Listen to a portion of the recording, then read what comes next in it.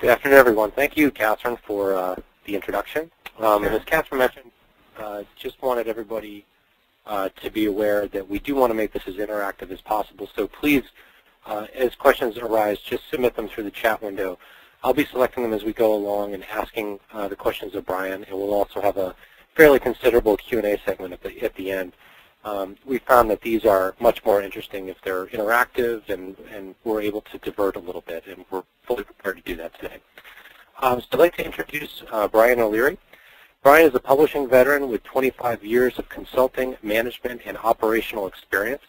Brian is founder and principal of Magellan Consulting Partners, whose clients include major media firms as well as smaller and not-for-profit entities with significant publishing and media commitments. The firm's practice areas include operational improvement, revenue development, market analysis, and business planning. Work done for the firm most often results in both immediate and midterm changes in processes, structures, and in some cases, technologies used to produce client content. So with that, I'd like to turn it over to Brian.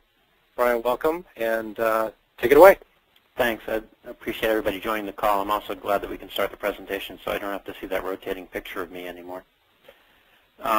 This presentation began with work that was actually sponsored by BookNet Canada, which over the last couple of years has been investigating models that will help extend the discoverability and accessibility of print content in the Canadian market. And this presentation offers a perspective that I think is really valid either in the U.S. or the Canadian market. And if you find the content of the presentation and discussion useful, in addition to the archives that you'll have on the O'Reilly site, you can obtain a copy of this presentation by sending me a note to the email address that I present at the end of the presentation. What we want to go through today are basically four goals. The first is to provide an outline of what print-on-demand is. Some of the questions that we received early on, we're looking for a basic primer. How does the marketplace work? Some of the major players and how they interact with authors and publishers. The second is to provide a point of view on how you should think about using print-on-demand. One of the questions that was raised by one of the registrants was, why is print-on-demand good for publishers? And the short answer on that is, applied properly, used properly, it can save you money, it can reduce waste, or it can keep books in print that would otherwise no longer be made available. And we'll walk through each of these arguments in turn during the course of the presentation. The third thing we're going to do is to try and provide some specific data about how to establish the cost-benefit trade-offs for print-on-demand. One question that a registrant asked us is, why are optimization strategies so long in coming? Essentially, why is this taking so long for book publishers to adopt? And part of the answer is that the different things that offset the cost, the higher manufacturing cost of print-on-demand, are buried in other parts, siloed parts of a book publisher's operations. And then finally, as Max said, we're going to work to answer any remaining questions that you might have, as well as the questions that you've raised during the course of the presentation. It's useful in this to start with a simple diagram. Print-on-demand has at least three faces, and they overlap to some extent in market use. Author services firms, for example, might use print-on-demand vendors on behalf of their clients, and on-site services sometimes provide author services as well, helping the individual authors get something printed locally. And while the circles that are shown here are of similar size, they're not in practice three equal segments, as you'll see in the information that follows. Let's start with print-on-demand itself, and I'll first Shortrun Suppliers. The first segment is essentially, they typically act like printers, sometimes with distribution services, but print-on-demand suppliers themselves don't do too much to hold your hand. Generally, you need to conform to their model, and there are some exceptions, but the 8 firms that are listed here, which is not exhaustive, the note on the bottom is really important, it's representative, and it's not intended to cover everybody in this space, but it at least gives you a sense that these are folks who would take a file, print it for you, maybe hold an inventory in certain cases, and also in certain cases fulfill.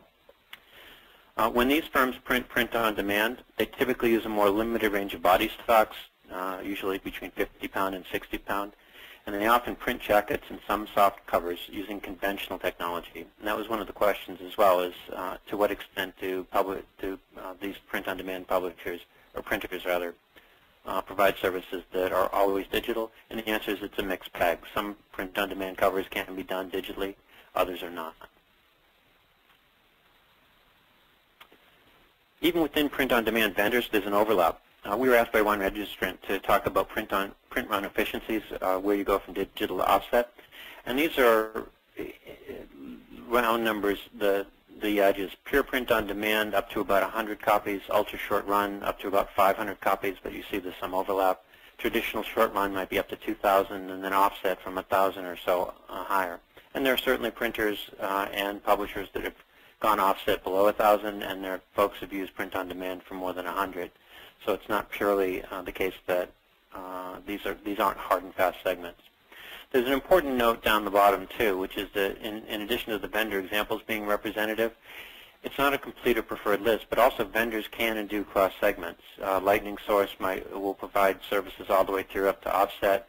Quebecor World has been migrating down from a traditional offset printer to doing ultra short run. What's going on in this case is that there are no hard and fast rules anymore. Some ultra short run printers have been done, print runs have been done by printers who previously were not active in that market, and others have picked up to fill in for work on much longer runs. I'm thinking of Lightning Source.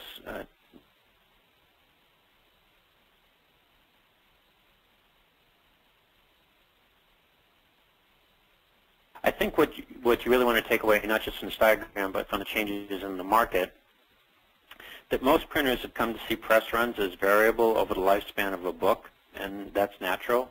And with the growth of publishers providing more standard digital files, printers are adjusting to offer a variety of services that help keep a title in a single shop, not necessarily in a single plant, but in a single printer.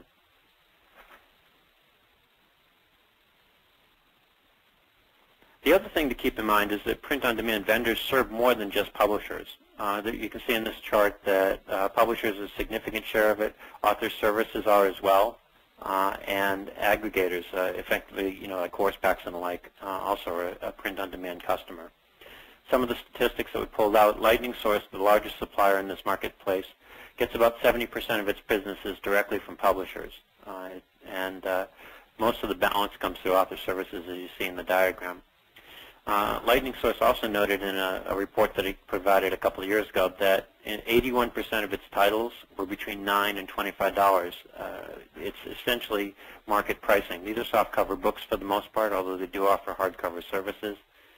It's an indication that this is not just a high-cost short run, but a variety of different markets are served by print-on-demand services.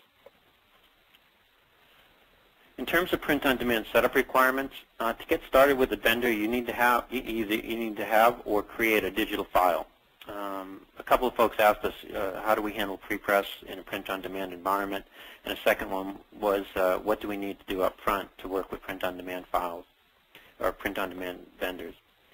The first is that all of these vendors are going to look for PDFs. Most are going to try and most of them will try to process properly structured documents that are supplied in XML or native application format like InDesign or Quark, and sometimes Word. Most of them offer direct or third-party conversion. This is scanning material. So if you had a backlist title that you had only available in film or print, they would take that and convert it, and that would cost you a certain amount of money to set up. It's axiomatic that digital conversions cost less and they take less time than scanning. So if you're starting with a digital file, you're better off. The thing to keep in mind, too, is that conversion costs occur once. If you're working with a digital asset distributor, somebody who's handling your files, for example, for ebooks and other formats, you might want to check with them because they may be able to provide the file to a print-on-demand vendor without having to pay twice. And typically in each of the vendors, they have lower setup costs for cover and text and body for given titles. So once you've got the file, there's additional work that you need to do. One thing that's important to keep in mind is that you can use your print file to create both conventional and print-on-demand, but if you're going to do that, you have to plan for things like stock weight and trim size. And you're better off, if you can, generating that file in-house. It saves you money, and it also helps you build some thinking internally about what your downstream uses of a particular title and over a series of press runs might be. Typically, you want to work with these vendors in a way you would think of them as printers. Most of the print-on-demand vendors maintain relationships with traditional royalty publishers. They offer conversion services. Some offer warehousing or fulfillment, and that can be particularly important, particularly for a smaller vendor, and you're looking to serve a a single copy at a time. If you're doing that in-house, that can be particularly problematic. The other thing is that you don't necessarily have no inventory. Certainly, you could print only when ordered. Some publishers have used a print on demand to say, if I get one order, I'm going to print 2, or I'm going to print 5 or 10, so that you have a stock, so you only have a setup cost once for that small run. And then the third is the minimum inventory to fill in. In effect, that you're out of stock briefly on something, you have a print on demand file, and you want to keep it in stock, so you automatically fill in when you run out to at least until the balance of the offset run or the lower cost comes in. Some interesting things have happened within this.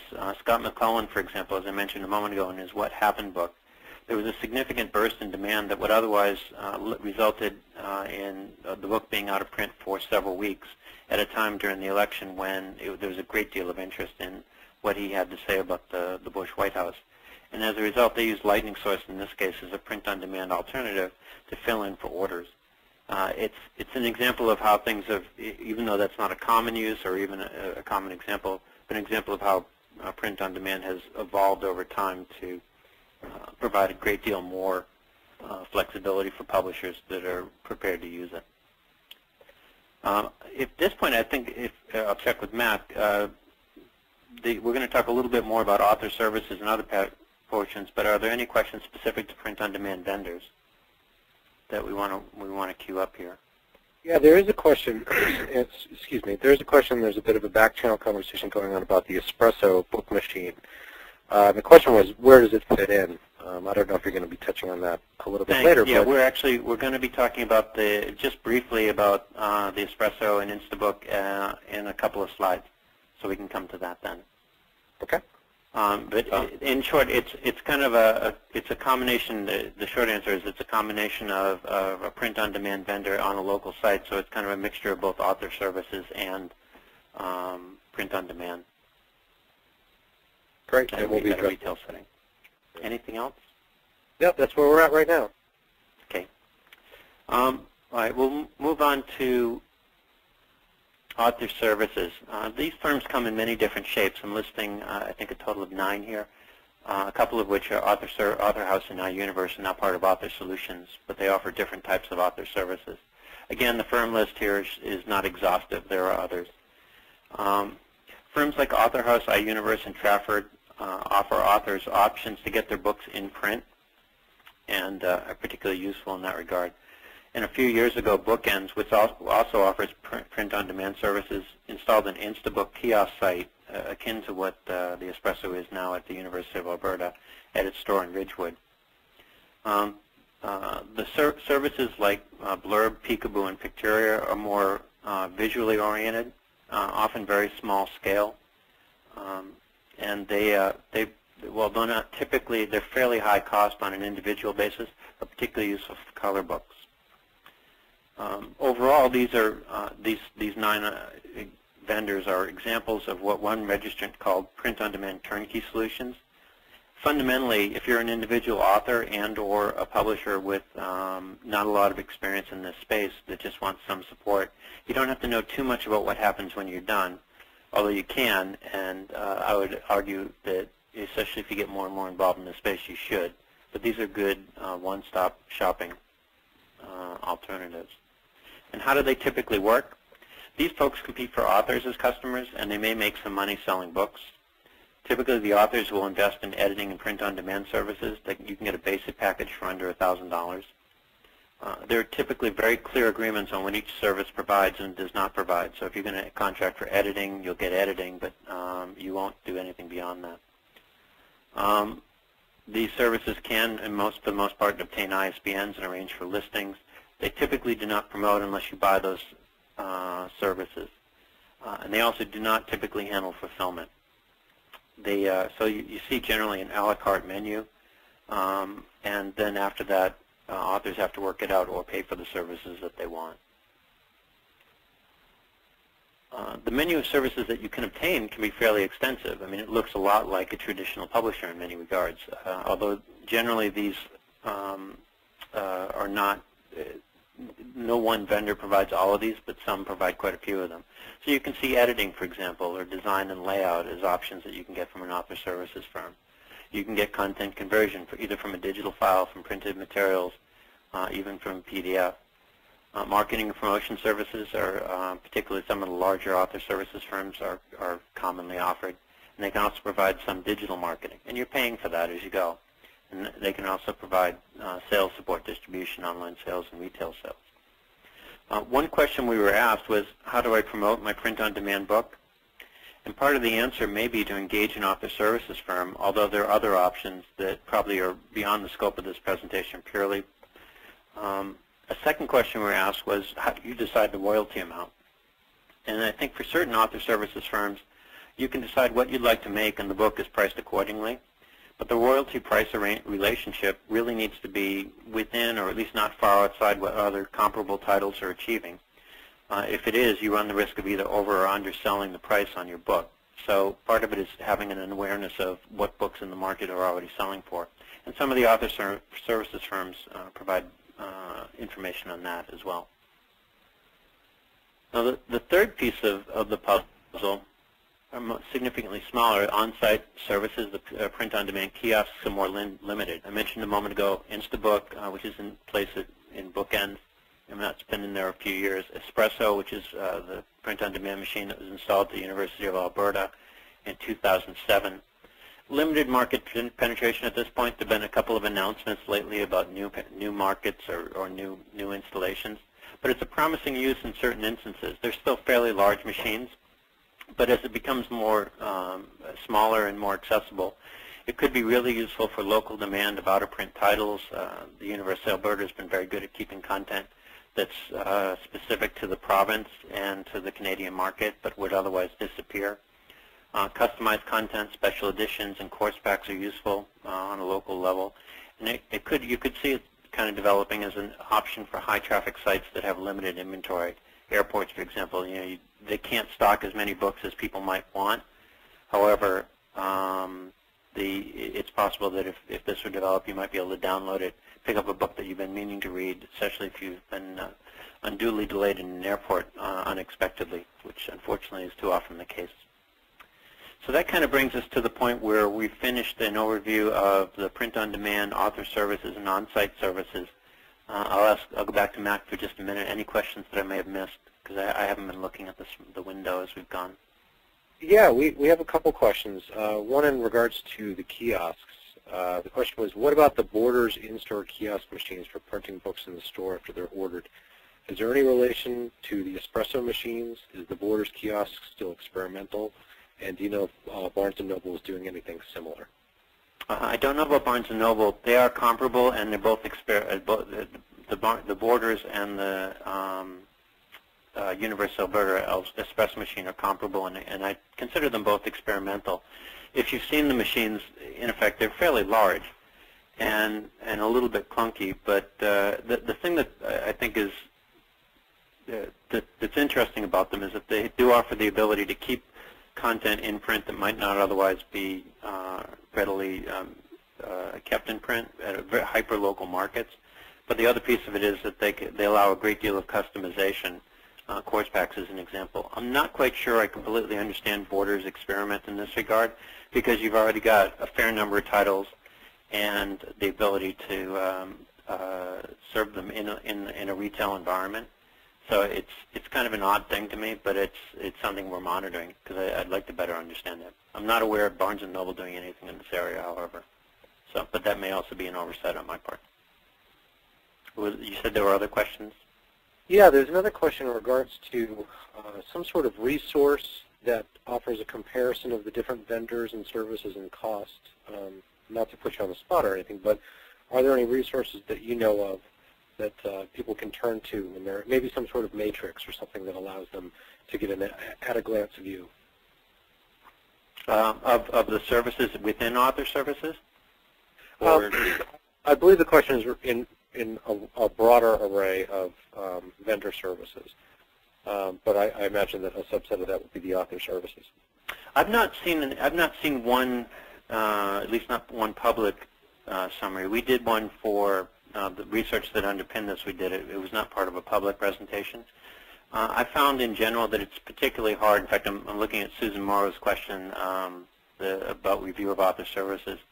suggestion that these services aren't necessarily more expensive. I think that what I was trying to say is that they are a la carte. And Blurb itself is, I agree with Susan's comment, doesn't sell any of the services listed. It was really that it was a compendium across all of the services. But that's part of the problem with giving the summary that you're listing. You have to go vendor by vendor and service by service, and then within it identify as a part of the basic offering, as a part of a la carte. And when we've done that, we found it particularly cumbersome because every one of these vendors has chosen a different approach to the market that works for them, and but may not work for a given author, or publisher for that matter. So it's hard to give. I've not seen a single summary, and it's hard to give a single answer within that. Okay, great.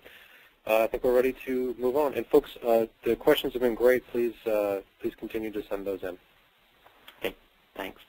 I'm going to shift gears a little bit and spend some time talking about what I'd like to think of as the meat of the presentation, which is how publishers and authors should try and look at the cost of print on demand. And this is how I propose the business model changes with print on demand. That was a question that was asked internally when people were registering.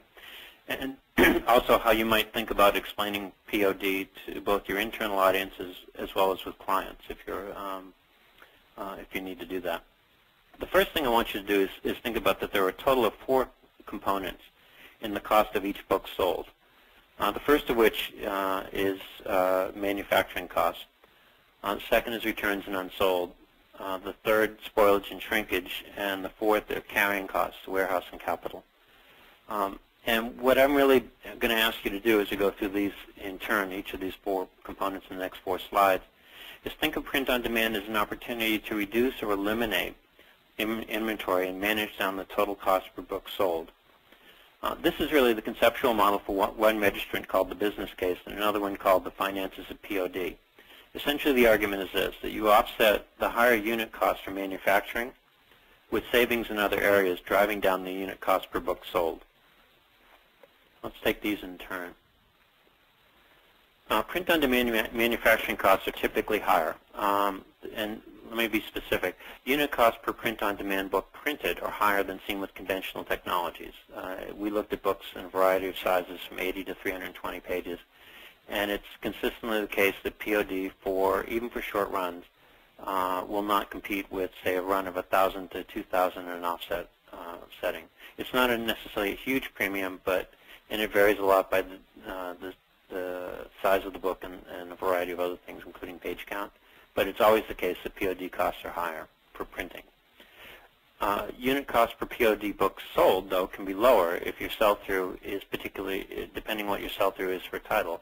One of the things that's particularly problematic for comparing it with normal manufacturing costs, if you go out to a book publisher and they want to produce, say, 5,000 of a book, they're getting a particular unit cost, and that's one of the things that they use to measure their success or failure within the publishing model.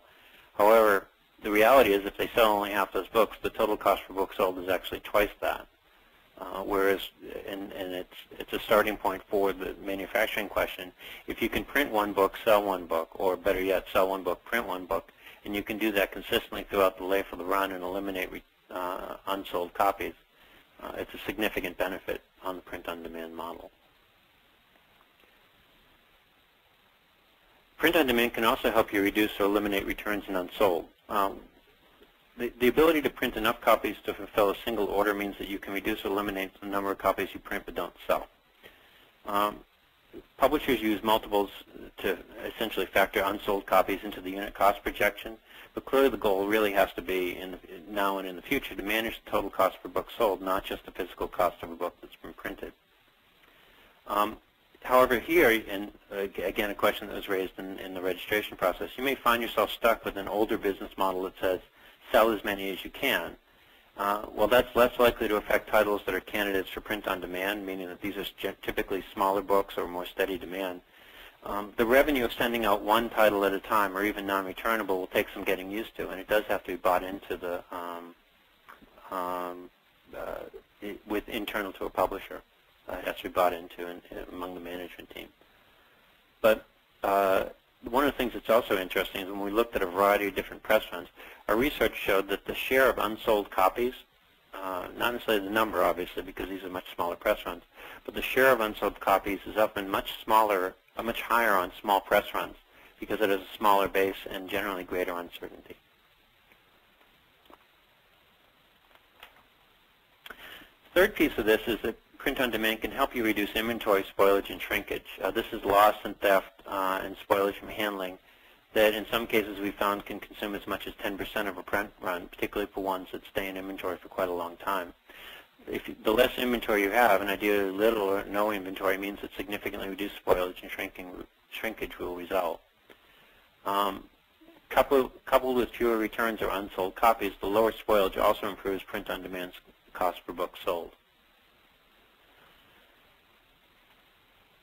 It's useful here to note that turnaround times also are measured for these services typically in days to hours for print on demand, and as folks who have any familiarity will tell you, the quality is really generally thought to be approaching offset. The McClellan book, it was impossible for most people to tell which was print on demand and which was done conventionally. The final piece I want to touch on here is that reducing inventory cuts carrying costs. This is sometimes a sticking point because warehouse and capital costs associated with having to store books and tie up money in inventory is typically not tracked at a title level or an editorial level or even an imprint level. It's corporate in nature or it's assigned to a specific department downstream like manufacturing and distribution. We found in general that inventory expenses vary a lot, and the cost effectiveness of print on demand depends in part on how you establish your true cost of inventory. When we were looking at a variety of different storage costs or inventory costs for books, it ranged from relatively low, 12 cents per book per year, to fairly high, in one instance of $1.80 per book per year. Depending on your location, your carrying costs may be on the lower end of this range. But depending on how you account for physical space, among other things, you might even think to dismiss this area, saying we already have the warehouse, etc. But I'd encourage you not to do that, even if you think of warehouse space as a fixed or sunk cost.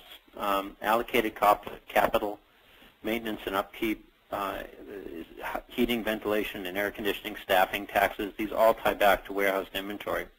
And it's a case that we'll touch base briefly on a handful of case studies at the end of this discussion that talk about, in two cases, publishers actively seeking to reduce or eliminate warehouse costs as a core component of their model. And while less of a factor, the cost of capital also should be estimated. In effect, spending money today on books you might not sell for 2, 3, 4 years costs you cash that you could spend on other things, and that money has a value. And how you value it is essentially an internal decision, but it's worth keeping track of.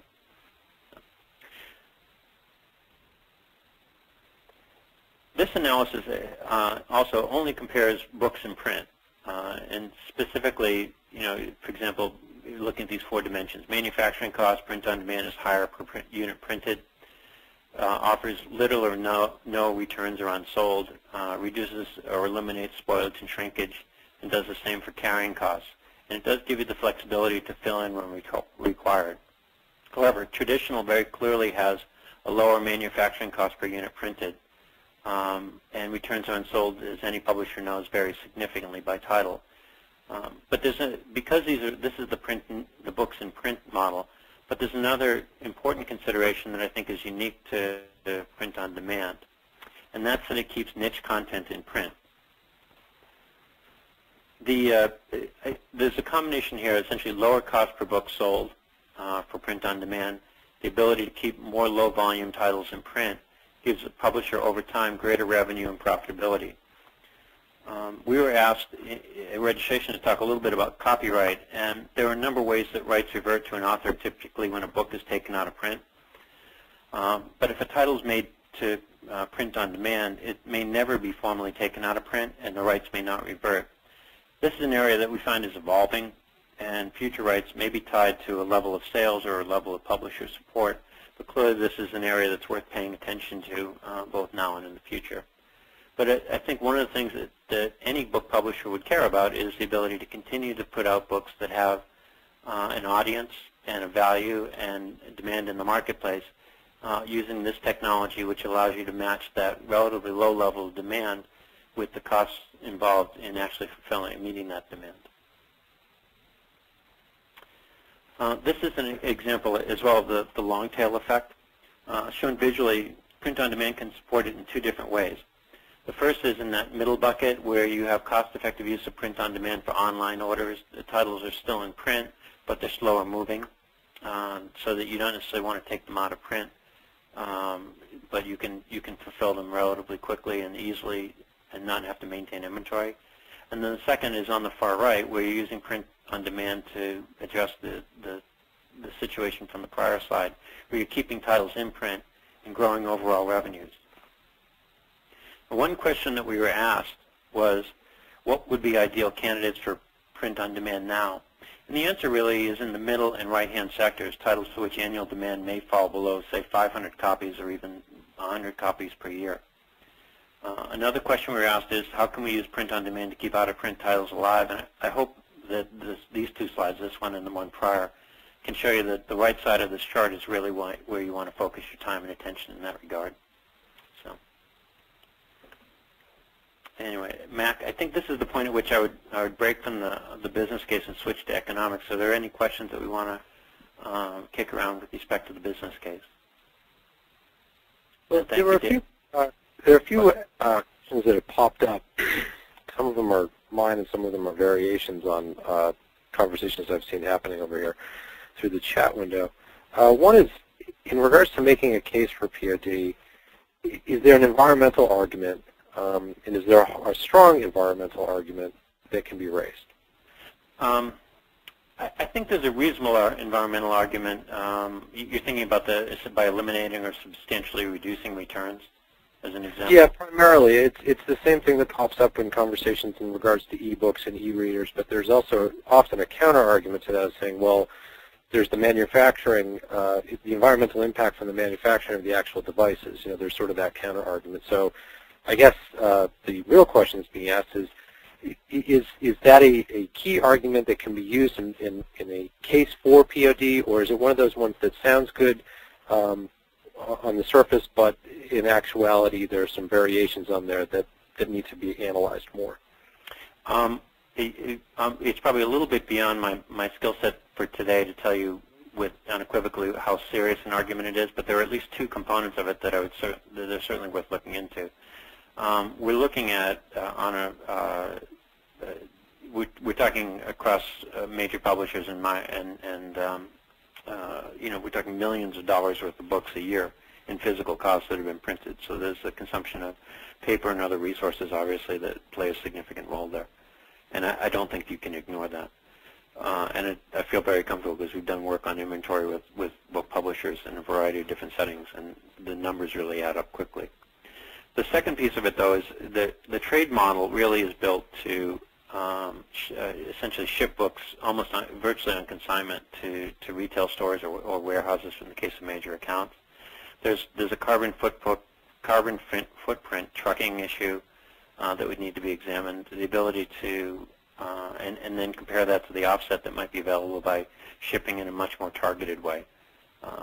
We haven't done any of that work, so I don't feel comfortable saying it's a slam dunk one way or the other. But there's clearly a lot of work that's being done that's wasteful. We do work, our firm does work as well in the magazine space, and they're facing significant pressure with respect to the miserable sell-through on the newsstand for single copy sales for magazines, which is generally in the mid-30s for 30% for a sell-through. And as a result, they're feeling environmental pressure there to figure out a way to be much more efficient and essentially sell a much higher percentage of the copies that they distribute, not just destroy them. So I think it's a valid thing to look at. I just am not.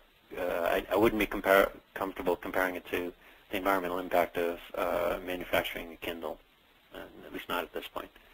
Maybe if O'Reilly hires me for it. Yes, we'll keep that in mind. Is there another question? Yeah, and this plays into the long tail and also a bit with the rights registry that's popped up with Google Book Search. Is there an opportunity here to use print-on-demand as a way to manage some of the relationships about out-of-print material? And I realize that this is very much in the early stages, but I was wondering if you had any thoughts on that. We think, actually, part of the reason that we talked about it in the Canadian marketplace initially is that they have a great deal of material that is unique Canadian content, very difficult to keep in print because it's a small market to begin with, and the demand for some of their more specific titles is even lower than it is in the United States. But they have a very big focus, obviously, on maintaining unique Canadian content to the greatest extent possible. And this is an enormous opportunity for them, and I think it is in the United States as well. The thing that's tricky is that if something's out of print and the rights are reverted to an author, then either an author has to engage with re-engage with the publisher, perhaps a different one, and then convince them to do print on demand or to use an author services model. But if publishers right now, I would say any publisher that has a book that has moderate demand, and certainly anything that was produced that was selling between 50 and 500 books a year, units a year, I think it would be an ideal candidate to keep in print using print on demand. And what you need to do is look at the cost of conversion and whether you can do the conversion yourself or you need to go outside. We talk a little bit down the road about distribution. It's a slide that we've added toward the end that will touch upon this as well. But I think it's one of the most interesting things for publishers is essentially the opportunity to keep things in print or to return things to print that otherwise would have disappeared and be available nowhere or only in a small set of libraries and bookshelves. I think it's a great thing about publishing and a real argument for the value of print. It also ties in very much to the accessibility and discoverability of content on the web, which is something that O'Reilly has promoted greatly. So no, I think to me, that's the most exciting part of it. The efficiency thing is interesting, but I think the opportunity to grow revenues and to maintain books in print is the long-term more interesting thing. Great. Let's move on to the next section. Okay, thanks. Now, we're going to walk through some economic slides here, and in effect, what we did was put together a model because there are many different types of services that are provided, and each of the print-on-demand vendors has a different approach to how they sell and monetize print-on-demand services. You have to create one standard approach to do it. Now, you don't have to necessarily adopt ours, but I'll tell you what it is. The first is that we created a model that has a series of vendor tabs that was expandable. So we had about half dozen to initially and a dozen eventually vendors giving us information about their price list. And then we created against that a cost-benefit tab for a book of a given page count and trim size. The key ingredients are typically print-on-demand vendors are going to offer you trim sizes that are 6x9, 6x9 format, 8x10 format, and they can also do hardcover and softcover. And they all charge typically on the number of pages printed. Pricing changes over time. In fact, I'll say in a minute I can say it now, that these are snapshots that were taken and just in the course of preparing over the last couple of days got information from Lightning Source, which is one of the books we're going to get, that I didn't have their pricing completely up to date. I didn't go back and shift it here because it would have changed all of it, but the core thing in this is not to say which vendor should you pick or is this the better or cheaper vendor, but really the core is what is it you're trying to achieve and recognize that each vendor approaches pricing in a different way. So one example is this, and I'm going to, Mac, it's the case that you can see the arrow on this, right? When I'm moving, or am I the only person who can see the arrow? You're the only one who can see it. Okay. I'll start at the upper left then. You can see the supplier. In this case, it's Lightning Source. And the third line down, paper stock, is 55 pound, and then 50 pound for 8.5 by 11. Page projection, in this case 256. It's in blue here because that's an input. In effect, you can change. This model allows you to change from as few as 80 pages to as high as 320, and then obtain unit pricing. Each of the vendors that we looked at, we broke it down into services that they provided, including prep, which could include from converting from a previously printed product, or from film, or from a print-ready file. Printing, which is typically per page. binding costs, which is typically per unit for both soft cover and hard cover, and then fulfillment. Not all vendors provide fulfillment services in this area, but many do. The prices here and the costs are illustrative, and they're an input for subsequent analysis of where the break-even is against conventional costs. What I want you to take away from this is not which vendor is cheaper or more expensive, but that this is the most important point when it comes to pricing, which is that your list, your markets, and your demand profile combine to inform what pricing means for the titles in your imprint. The use of a model, whether it's this Excel model or another, and then healthy conversations with both your suppliers and your potential suppliers are really the keys to planning how you handle print now and in the future. I don't want you to walk away thinking, that Lightning Source is the right vendor for me, or Quebecor World, or any other. It's really a question of, these three, I'll say these items again. What's your list look like? What do your markets look like? And what's your demand profile? Those are the three components of it, so in trying to determine what vendors work best for you. To create some compatibility at the bottom of this, you'll see that there's a unit cost soft cover for 4 different quantities, 100, 500, and 2,000.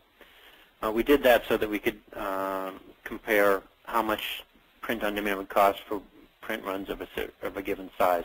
This does not take into account volume breaks that would be available, in this case at Lightning Source and at other vendors. This is really off the price list that existed at the time of the study. Similarly for Quebecor, a different vendor, a different place. In this case, paper stock is uniformly 50 pound. It's still 256 pages. And the results of their pricing strategy result in them being somewhat more favorable on one end of the spectrum relative to another. And again, this pricing is taken at a specific point in time, and it's always evolving. It's probably lower now, especially in the color segment. You see here that it was relatively expensive at the time we did this, and they've invested in technologies that will allow them to provide it more effectively. But it's still going to be much, much higher. I saw a point earlier in one of the questions about, I think, about Blurb is that that they might be offering books for $12 to $25 depending on the size. That's still an enormous premium over what you would pay for conventional technologies. It's just an advantage if you offset it against other things. The net result for this is that you could look at this and say that, all right, this one we favor one vendor over another for shorter or longer press runs. But that's really not the last word. As I said a moment ago, your overall product mix, your service requirements, and the scale of the work that you need to do all play a role in the prices that you'll obtain. However, when we did this cost-benefit analysis, and this is one example again of a 256-page book, the prices alone don't make much sense. They need to be applied to relevant demand scenarios. This is where we address what we were asked about with respect to the finances of print on demand. The way we approach this is based on the model that we presented on how to think about print on demand itself, that 4-module chart that contributes to cost per book sold. This worksheet, the one that you're looking at right now, lets you input book size, so 256-page count, conventional press run size. In this case, it was you have to look down at the bottom. It says minimum traditional print quantity, meaning it says 1,000, so that you would be comparing against, if your typical offset run were 1,000 copies, that would be your baseline against which you're comparing a press run of between 1 and 100 printed pre-OD. The warehouse cost per copy, which is shown below that minimum traditional print quantity, says warehouse cost per title per year, and it's 50 cents, meaning that if you store a title in the warehouse for 1 year, it costs you 50 cents. So if you stored 1,000 for the year, it costs you $500 to hold that 1,000 books for the entire year. You're obviously selling some during the course of the year. There's a cost of capital here. It's imputed at 6%. Shrinkage, which is loss due to theft, damage, et cetera, at 10%. And these numbers, the ones that are in blue, are all can be changed, so that the page count and the 4 items that are listed at the bottom can all be changed as inputs. So if you wanted to shift it to either a higher or lower number for assumptions, it would also change the benefit or cost per unit for print on demand. Now what's shown in yellow is essentially the benefit or cost per unit for specific levels of annual demand. Now, what you see at the top are 10, 50, 100, 250. That's the number. That's the average annual demand for a set of copies. Given this set of assumptions, with a minimum traditional print quantity of 1,000, the break-even for print on demand is somewhere between 50 and 100 units, meaning that if you were producing a 6x9 soft cover, you would, if the annual demand were 50 units a year, you'd be about $1 a copy better off with print on demand, and as it gets to about 100, you're a little bit less than $1 worse off. So probably in the range of 70, 75 copies a year in annual demand would be the break-even. If you had your minimum traditional print quantity were 2,000 or 2,500, that break-even would move up to somewhere between 100 and 250 because you'd have much greater carrying costs for the conventionally printed inventory. I was asked at one point about the new publishing models for print on demand, particularly with respect to scholarly publishing. And this might be an area where, a good example of where it might make a lot of sense to introduce print on demand. Because in that instance, particularly scholarly publishing, you may have lower persistent annual demand, the need to update a particular title or book that makes inventory obsolete. And they're also probably not titles that are easily stocked in bricks and mortar, so that the centralized warehouse costs become a significant issue for a publisher. So this would be an example where print on demand would work to your advantage. I would say that the worksheet you're looking at right now probably understates the relative value for most publishers because their minimum traditional print quantity would be greater than 1,000, but there are some that are less, and there are also some that have different profiles for warehouse costs and the like. All of those play a role. This is not an argument to say that you should that between 50 and 100 is the answer, but it's an example of how the break-even could be calculated given these set of assumptions that I've already walked you through.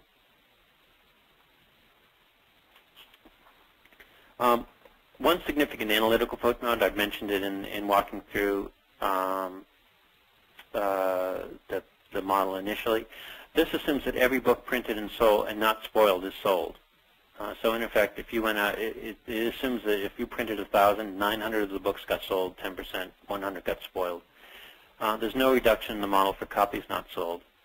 A smaller conventional press run can look like a good financial option if demand's predictable, but where demand's uncertain or certain to be less than your minimum conventional print quantity, that's where print on demand becomes a better option.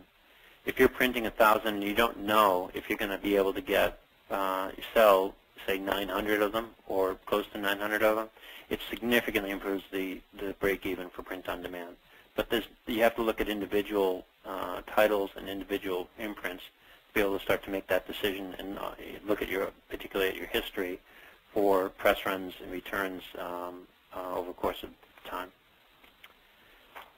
So I might take a break. I don't know if you've been collecting any questions here. There's a couple of other things I want to say on this, but if there are questions specific to the pricing or the analysis, I'd be glad to answer those, Matt. There was a specific question, and I believe it was in regards to slide 23. All right, well, let me go backwards.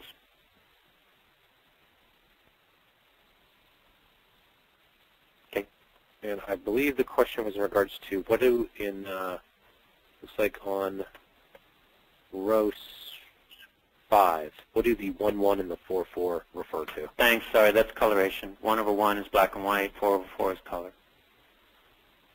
Okay, great. You can tell I used to be a production guy a long time ago. My apologies, I should have explained that. There was also a question, will you be addressing the short discount options at all? Morris had posed to this. It really changes the math when Lightning Source allows you to assign a short discount. I don't know if that's something that...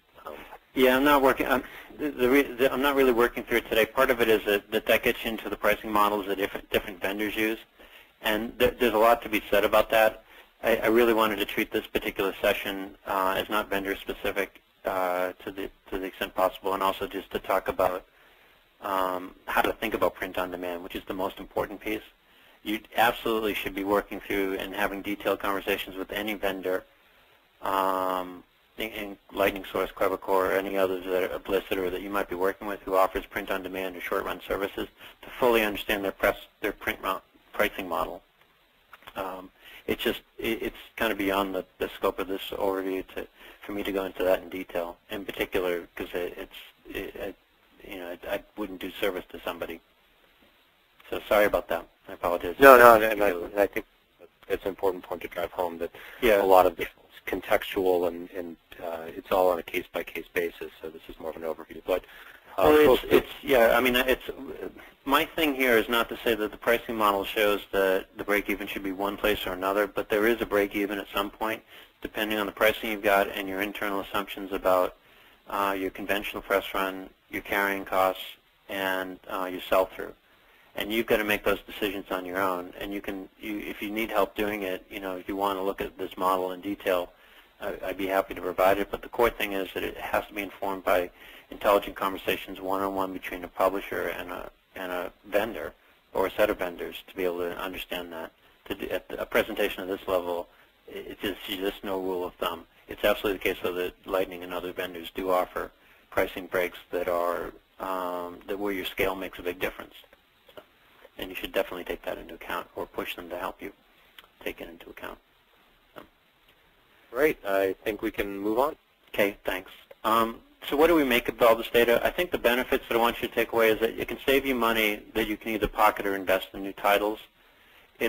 Print on demand can offer you an effective alternative to keep content from going out of print or out of stock indefinitely. And print on demand and its service component may help you grow book sales. Lightning Source is seeing that happen now. I mean, they've reported on examples dating back even to 2006 in the Kirby Best article that said essentially that the availability of content helped grow sales.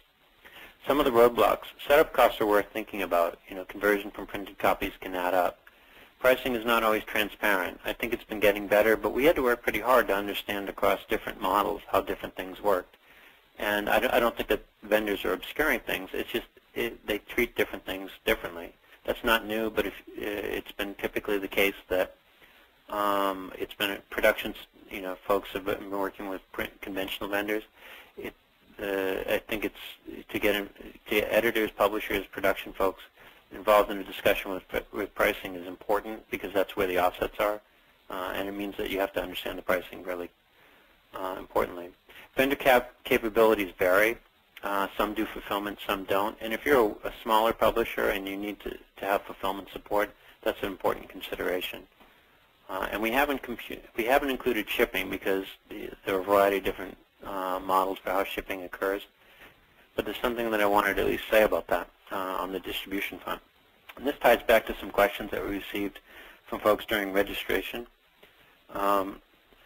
Lower demand titles in general are less likely to make it to bookshelves. It's not absolutely the case, but the smaller the demand, the less likely they are going to be in bookstores. Print-on-demand strategies that are successful have to be considering the use of online to promote titles. So you've got things like book search inside the book, and B&N search option. They're all valid. You should have to look at POD vendors that can seamlessly fulfill. If you get a print-on-demand vendor that's shipping you books, you have to be prepared to do that, to do the fulfillment. But if you're not prepared to do that, and you want to make sure that the print-on-demand vendors you do use are integrated with however you receive your orders. You need to think about balancing the market power of Amazon and book search. There was a direct question about, what do we do about Amazon essentially acquiring the use of its own print-on-demand vendor. And I'd say that if you need to be evident and present in Amazon right now, then obviously you're going to have to be using their vendor. But that doesn't mean you have to use only their vendor. And I think keeping other valid suppliers in the mix is important. It's the notion of essentially collapsing the channel so that if you want to be listed in Amazon, you have to use a print-on-demand vendor. Figure out a way to use the file or create the file yourself, give it to Amazon and to another print-on-demand vendor of your choice, so that it's available in more than one location. Don't give the market power only to one retailer.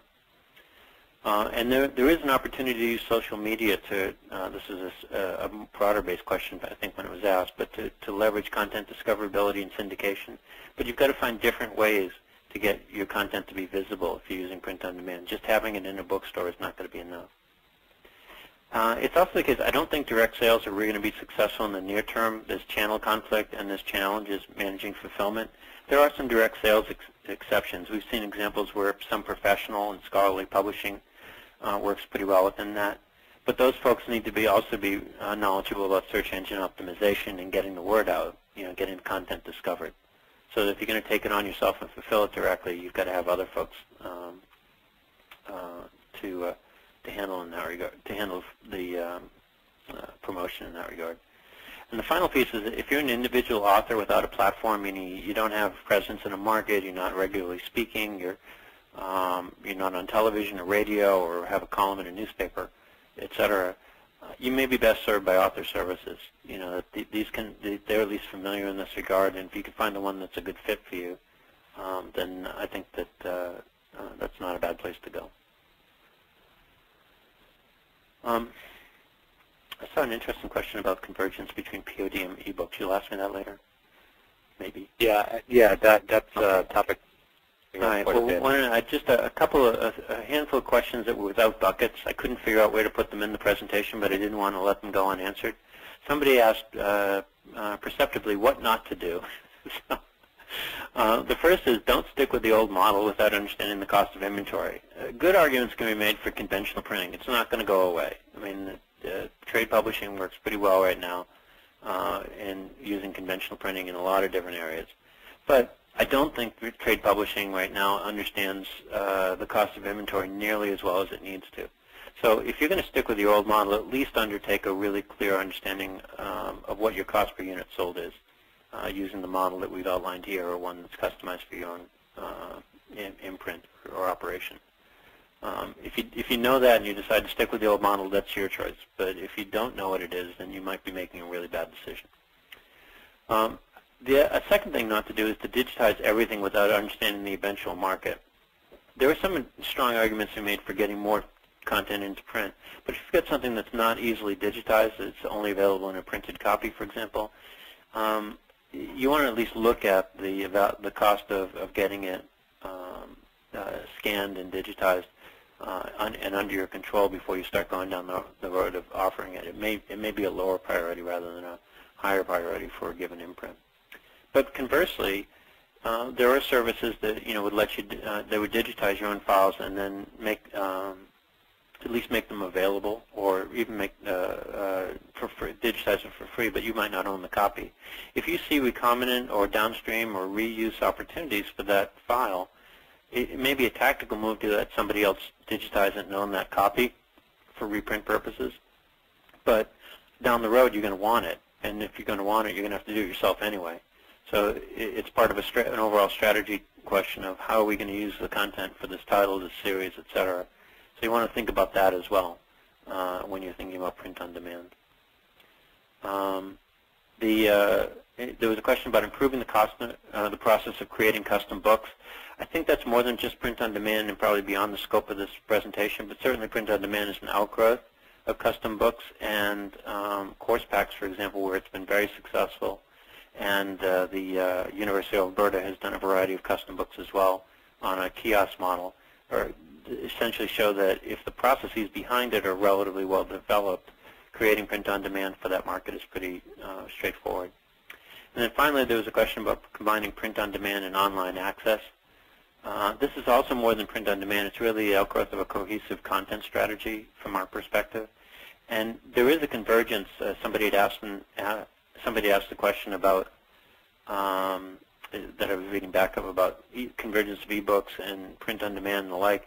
Content agility is really and this is our start with XML pitch, but content agility is the ultimate goal. You want to be able to write once, read many. But that's not something that's purely print on demand. Print on demand is an outgrowth of an agile content strategy. So I probably will just leave it at that and stick with print on demand after that. And if you invite me back to talk about XML, or you can push Laura on that in a couple weeks. So sounds like a plan. I think, do you have one more slide? Case studies, a few examples.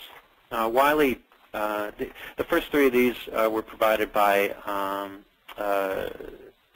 Lightning Source, and they're very helpful in helping us get prepared. Somebody had asked, for specific case studies, and Lightning Source was kind enough to provide three. Wiley shifted 3,500 titles from warehouse to print on demand, and integrated the overall fulfillment with the new vendor. In this case, it was Lightning Source. Penn State reduced its warehouse requirements, I think, by half. It eliminated an entire warehouse and shifted 20% of its backlist to print on demand. And Information Age Publishing shifted to print on demand from a short-run offset model. It was doing 500 to 600 copies, but it was really looking to manage down its warehouse profile and inventory costs and optimize cash flow. And in this case, they took all 500 backlist titles and shifted them to print on demand rather than print 500 to 600 of them. So their break-even was clearly justified even in a relatively low offset run. University of Alberta Bookstore installed the espresso machine last fall and has been running it. They ran it one shift for about half a year, and they've actually shifted gears and were running it two shifts over the course of the summer, getting ready for back to school and a variety of other things. But they actually found significant demand even at a local level. And we'll mention as a resource, but also Cambridge University Press and the University of Chicago.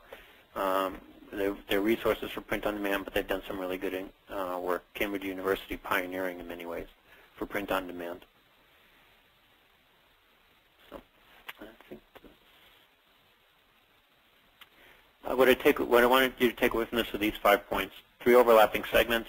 You've got print on demand, author services, and the local or kiosk model.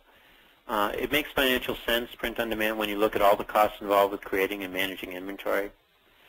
There's a potentially significant opportunity to use print on demand to manage and grow the availability of niche content, including things that might have been otherwise out of print. The benefits depend on the size, page count, and annual demand, the demand profile for any given title.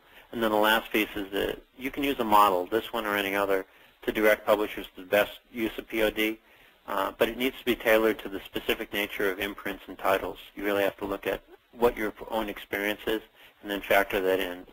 Looking at it at an industry or even like a trade or a professional or scholarly level is not enough to make the business case. This is a good start, and it's a reasonable structure for how to think about it, but it only works when you're really looking at an imprint level.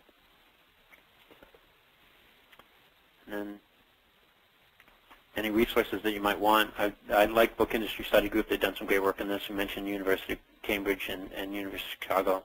Publishing Research Quarterly has been reporting on this for some time. Your vendors in this space are really good. If you have a current vendor, whether it's conventional or print on demand, and you have a good relationship with them, this is a conversation you should be having. So, with that, I'll come back to Matt. What would you like to ask me? Yeah, there's a couple of questions, and they seem to fall under general topic categories. So for folks who ask direct questions, hopefully I'll address these by asking more general questions. But if those don't come in, please feel free to submit them through the chat window as we go along. First one was, it seems that the cost basis for POD will continue to decrease with upcoming innovations in digital printer manufacturers, and HP's Indigo is cited.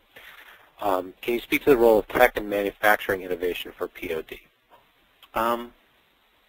Well, yes, I think they will continue to decline. I mean, that's been the experience over the last decade or so since Lightning and came online with a commercial entity. I think that there's a significant role that HP and other technology vendors will play in this. They've typically not been involved in publishing, at least not in a big way. And my sense is that's changing, partly because there's a significant opportunity to provide there are two factors I think that play a role. One is that there's a consolidation among printer vendors. There are far fewer printers today, and they're a much larger scale than they used to be. And as a result, technology providers, manufacturers can be dealing with a much smaller set of vendors. And the second is I think that the growth of digital files has made it possible to, more standardized digital files has made transportability across at least within a given printer, transportability across particular equipment much more accessible. Whereas it used to be that you would print and you'd set up a book on even for a specific press. Now it's the case that you can create a file and it can be used to produce a book across a variety of different types of equipment that are appropriate for the overall run length that you have. Now you have to take into, and the other thing is printers and publishers rather are taking into account that if they have a book that's going to work well as a conventional or offset title today, but they imagine a day when it might not, or that they might want to provide it in a digital format, that they're at least doing it in a size and a trim size that would be manageable in a print-on-demand environment. So, but I think those two factors, one is the consolidation among printers, and the second is the ubiquity or growing ubiquity of transformable digital files, makes it much more appealing for vendors to get in this space. I noticed that there was an interesting conversation that was going on through the chat window that seemed to touch on the convergence between e-books, POD, and then by extension maybe some retail opportunities. I wonder if you had any thoughts in that regard. Yeah, I apologize to all participants that I have not been able to really spend too much time looking at the chat, only when I take a breath to ask Mac if he has any questions. So if you raise good questions, and I'm sure you have, and I've missed them, my apologies. This convergence issue is really important. I think I'd go back to the content agility question, is that the thing that's really a struggle right now is that publishers typically have had a variety of different ways to create a single result, or a relatively narrow result, a printed book. And so that if you went publisher to publisher, imprint to imprint, type of publishing like trade to scholarly, they'd have all sorts of different reasonably customized processes to generate, in the end, a printed book. You know, and maybe the output used to be film, now it's a file. But it was really just used for one purpose. And I think that then when somebody says, all right, well, we need an e-book, or we need a print-on-demand file, or I'd like to, then it's a separate conversion process at the end of it, which costs money. And it's one of the things I'm alluding to now, is that when you're looking backwards and trying to figure out what you convert, that's going to cost you money. Now that most people realize that, well, you're not really going to be able to survive with just one output, with a printed book as your result. You're going to have to be able to support it in a variety of different ways, including potentially recombinant content. Well, now we're starting to design books and the files that support books in a variety of different ways. And I alluded to XML a minute ago, but really just focusing in on the POD is one of the potential outputs, but POD is an output of essentially a well-formed digital file. And I think that so too is an e-book and potentially other recombinant or online uses of content. So if publishers can start with a better sense of what the map looks like on the outside, I think they're probably going to be a little bit more conservative in how they create the books, more standardized in internal processes to create greater agility and flexibility in output, including output to a file that works for print on demand. So does that capture does that get at the thing that was being asked in the conversation? Yeah, I believe so, and I think it's the point that you make is that it's a broader conversation, not just necessarily. Yeah, I mean, I don't want to just bleed everywhere. I view print on demand as an outgrowth of a distribution strategy, not as the it's not the be-all and the end-all. And sometimes you can say, well, we're going to move all our books to print on demand. Even some of the case studies I alluded to were to solve specifically a narrow problem. That doesn't invalidate them as case studies. They're actually fairly useful that way, and sometimes that's the thing that motivates you. But ultimately, the answer to the question you're raising is you want agile content. You want to be able to use your content in a variety of different ways without spending a lot and ideally very little on conversion. And that's a content strategy issue that's beyond the scope of the presentation. But I think it's an important thing to look at. There's a question in regards to a game changer moment for POD, and do you think that something like the espresso book machine or something derivative could come along and really open the market up, or do you see it as continuing along the trajectory that it's currently on? Well, this may be... and you will be held to this, by the way. Yeah, I know. I think that the game-changing moment actually might have been Chris Anderson's Longtail discussion. Because essentially, the notion that keeping a lot of stuff that typically would fall off the end of the tail in print and available can generate returns, can generate revenues and returns, and the only thing you have to do is figure out how to match the cost of distribution with the cost of production and distribution with the cost of, or the revenue available at that end of the tail. I think that really kind of opened up the dialogue. Before, it had been kind of like an efficiency issue or a boutique issue, not necessarily appropriately so, but up until the mid-2000s when Chris started doing his work on Longtail. He didn't do a lot of work in the book business, and when he did, his data set was actually taken, I think, from Amazon's work, not from Lightning Source, which was interesting, because Lightning Source, even at that time, was the larger of the two vendors. Nonetheless, I think it kind of opened the door to a much broader conversation about why can't we keep this stuff in print, and why do things have to disappear? So, and I would think that, to me, that's the swing point in this. I don't see this as a technology issue. There have been incremental changes in the technology over time, but I don't view the kiosk model as, I view it as relevant in specific use cases, but I don't view it as a game changer. But again, as you said, you're going to hold me to it, so there you go. There's also a question in regards to POD and libraries, and do you know of any examples where libraries are using it to serve patron needs, either on an academic level or on a general level? Well, I don't. I do know that University of Alberta kind of serves that function internally for the university and the surrounding community, but it's I don't know of any libraries. It's just, but that's not my specialty. There are better people than me at library. I see somebody's writing Boston. Yeah, you would think Boston would be at a cutting edge. I'll be there on Sunday nights, just across from the Boston Library. So I believe that was recently discussed. I would have to dig up the link to it, but yeah. I think there was recent information on that. It was interesting. It's a great question. It's not where I'm strong. So certainly there are pretty good arguments that can be made in this regard. But the use case ultimately is, you look at what's your market and what's your demand profile, and how quickly do you need to turn the content around. And it's not always an argument for the library necessarily doing it. You could use another vendor to do it. It's just a question of whether or not the infrastructure is going to be there to support it. If I were in Nashville, if I were not in Boston but in Nashville, I'd probably argue for Lightning. If I were in, but even in Massachusetts, UC Press, which is the Quebecor vendor, might be a reasonable thing. It's hard for me to evaluate it without spending a little bit more time. There's certainly uses in libraries that would make sense.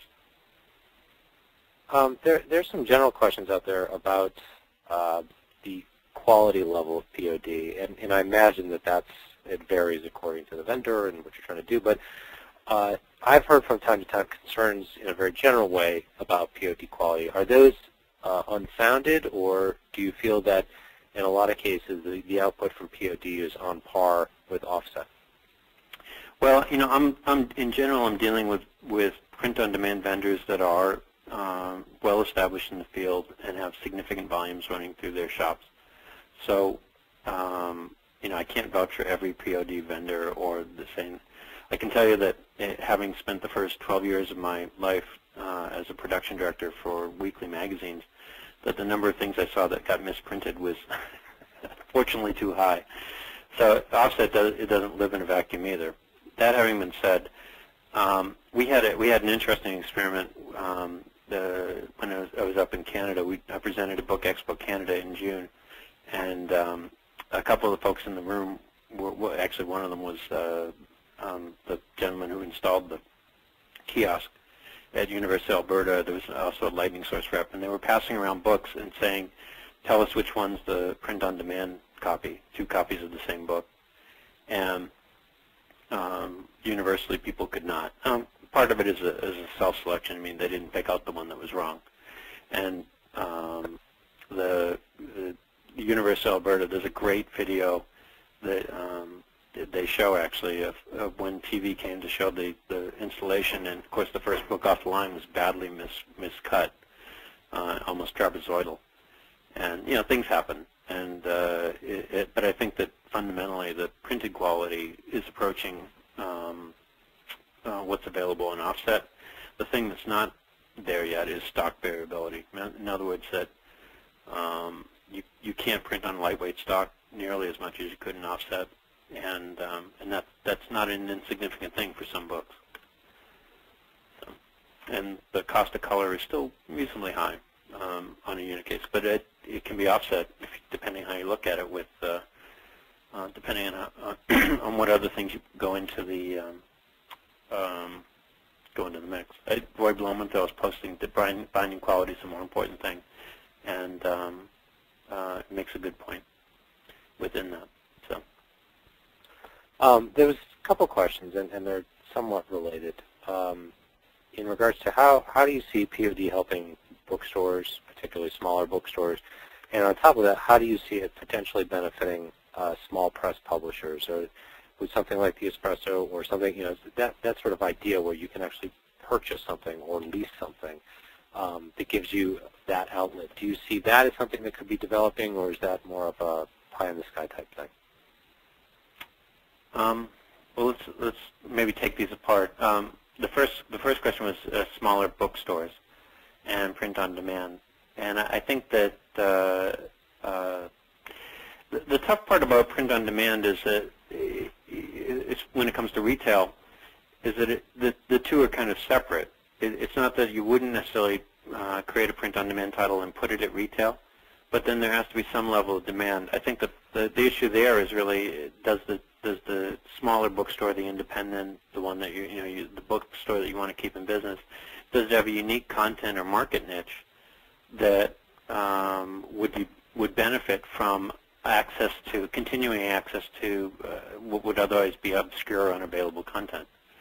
And if it is, then print on demand can obviously help it, and publishers can help in that regard. And potentially, if the bookstore can have a pretty good working relationship with a publisher to get content delivered relatively quickly, either directly to the store or to the consumer, then they kind of provide a screening mechanism. I'm not quite sure that those smaller bookstores are going to have the wherewithal to install like a kiosk type machine. That they're fairly expensive right now, but even if they came down in cost, I mean, these are small operations, and we're talking hundreds of thousands to millions of dollars of infrastructure investment, operating costs, and the like. The second piece of it is, what about publishers? And I think this is a great opportunity in a world that is going more and more niche and more focused, to maintain a clear inventory of content and to promote it without having to spend a tremendous amount of money keeping it in stock. You effectively take your inventory question and turn it into, I'll wait until somebody buys something and then we'll print it. And that can create, and sometimes it creates a lead time issue, and you have to, you can overcome that with some specific planning, or a print, order one, print n, so that every time somebody orders one, you print two, so that you always have one available, etc. Those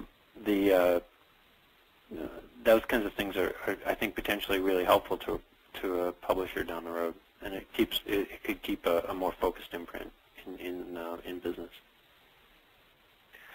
There was a question that came in, and I don't know if you have this information or not, but do you have any idea how much those kiosk machines cost, either to purchase outright or, in the Espresso's case, perhaps lease? I should, but I forget. Sorry. If whoever wants to know that question, you have my email. Write me a note, and it can be more than one of you, and I will have that answer for you. It's something I researched last year, and it's not in the top of my head. It's not inexpensive. The follow-up to that would potentially, a small publisher collective, do you feel, be able to purchase one and perhaps use that? Yeah, it could. I mean, depending on what the use case is. When you look at the University of Alberta example, they're like a small collective. I mean, because they're serving the needs of the university, they're serving students, and they're also serving the local community. So they've kind of put together a variety of different use cases that made sense for them. Another university bookstore of similar size and focus might be able to do the same, or a consortium. But consortia just have sometimes the clunkiness of consortia. So.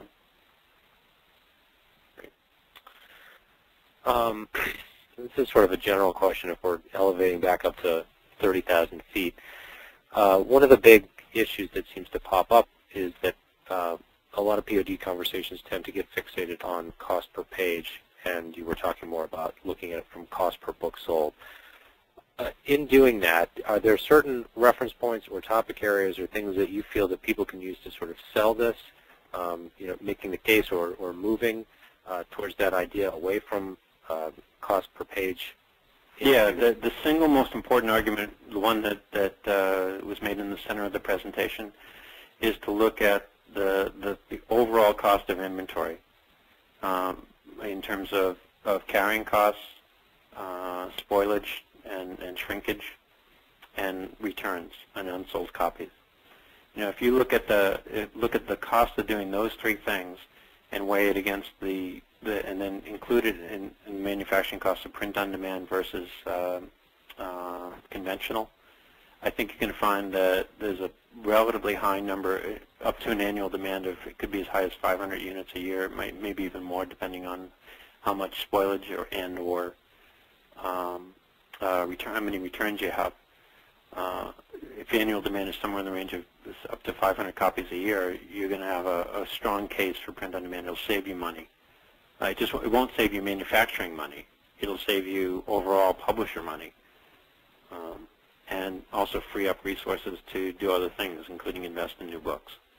So that's the single most compelling case. And I think because it's siloed, the financial carrying cost tends to be something that a CFO looks at. Manufacturing is what production looks at. Warehousing costs might be in a separate section of an organization, et cetera. They don't put all these things together, and they also require some coherent approach to how editors and publishers think about a book. So that siloed effect is the biggest problem. But I think if you start with the dollars that you're currently spending on inventory, all in, and then ask the question, how can we manage that down so that we can have money available to spend on things that actually get out to readers? That's the core question. Excellent. I think that's probably a good place for us to wrap up. Brian, just wanted to thank you again for taking the time to host this today. I think it was a great presentation. I think a lot of people got a lot out of it. Just to let everybody know, we'll be posting the full video from this. You'll receive a notification when that's ready to go. It'll be on the TOC blog. Also, there are a couple of upcoming events that you folks might be interested in. We've got the Start with XML event that addresses some of the broader things that we were talking about today, particularly thinking about POD as one potential output of many. There's more information at startwithxml.com. We'll be discussing some POD specifics with a fairly extensive tutorial at the upcoming TOC conference in February, and you can learn more about that at toccon.com. Thank you again for joining us, and please keep an eye out for future webcasts coming down the pike. And Catherine, if you have any, please feel free. Good. Thank you very much.